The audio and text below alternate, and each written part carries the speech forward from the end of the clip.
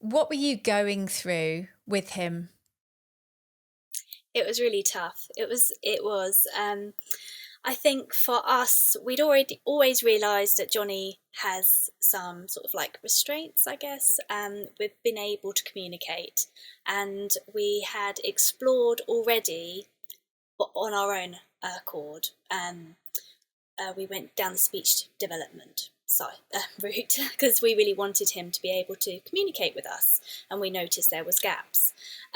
So we had got the Gestalt language processing, is that correct? And we had gone with that, and it had really helped. And Johnny's year in reception, our son's year in reception, the teachers were behind us. You know, we were modelling sentences, they were modelling what he was trying to say at school, we were all coming at it from all angles. So he was getting that same repetition and understanding, because he learns by a whole sentence rather than putting words together and figuring out how that sort of works. Like under the table, you would say, I've put the cup under the table. You know, you'd have to put the whole sentence for him. And that was going along good. But the downside was that there was this emotion to him that he would feel really strongly. So he would get upset very quickly if something didn't quite go to plan. And if like we would prep him. So like if we were going to the zoo, for example, one day, we're going to go to the zoo, let's get everything ready, get to the car. I mean, that in itself is some feat, actually. Can you get your shoes on? You know, he doesn't quite always do it in that order. And then we get to the zoo and they're closed that day, and it's like, oh gosh, haven't planned for this.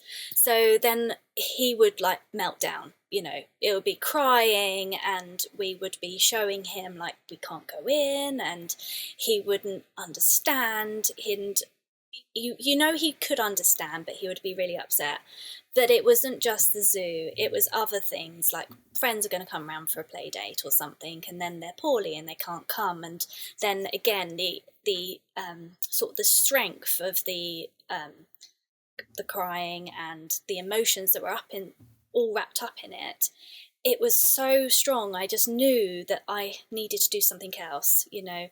And it got to his birthday, I think it was April, actually, when I reached out to you, Was it a bit potentially later? before, a Gosh. little bit. Yeah. Yeah, he absolutely hysterical. It was the end of the party, and none of us could console him. I tried, Chris tried, my mum tried, his nanny tried, everyone, and it went on for like 2 hours, and it was absolutely, I was so heartbroken, you know, that I was a bit like, let's just pump the bouncy castle back up and it will all be okay, but then we just have to do it all over again, you know. So at that point we started like looking into other areas. So we'd looked into what's it called, the occupational therapist route, and had discovered that he was a sensory seeker. Great, but what does this actually mean? What does it mean for us parents? What can I do to help him? And it was really tough, because like the more and more I was reading, and then I was trying to implement it, and it wasn't going to plan, and I just felt like at my wit's end. I want to help him, yet there's just all these barriers in place. And he wasn't like the sort of typical tick boxes for children with autism, or you know, that sort of thing. I could tell there was something there. You know, he'd go on his tiptoes if he got excited and or nervous or that sort of thing, but he did walk heel to toe. So you know, I wasn't, you know, totally sure. And he is so social, you know, massively. He has to be in there with everybody.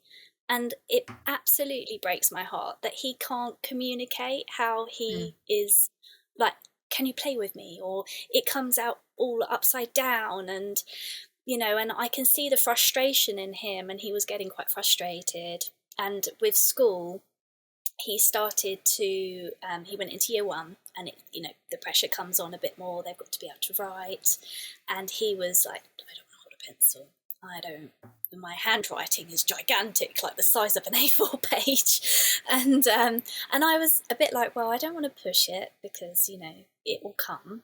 But at the same time, I'm looking at this going, I don't know how much longer I can wait, Mm. actually, because the more waiting that we do, is it going to be of help or benefit, you know, because he's clearly got this dysregulation in him, and you know, how can we help that? You know, so that's how. Sorry, yes. So the school asked for having another speech assessment test, Mhm. which was great, and it happened at the same time that I got in contact with you.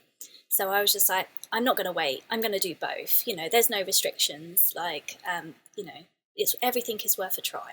You know, and yeah, so we got in touch with you, and he, yeah, well, the first session, you know, we were in tears because Yeah. we went for a meal, and normally Johnny is a mover, so he would be up, moving around the restaurant, under the table, you know, all the things that you just have to sort of just take as part of him, you know. And he said to the waitress, "Can I have some colouring in pencils and a word search, please?" And we were just like, "Oh, I don't know if they do that." And she said, "You're in luck." And she brought it over, coloured in the pictures, and did the word search. And Chris and I just both looked at each other like, tears in our eyes, like, can this be happening? This is just phenomenal, you know. How can doing some simple exercises, and you're not even targeting that, you know, we're not specifically targeting speech, we're not specifically targeting emotions, we are looking at him as a whole, Mm. and taking the whole body into account. So those things like going up on tiptoes, you know, we worked on that, and the palmer grass, you know, we worked on that during your session, and and it just was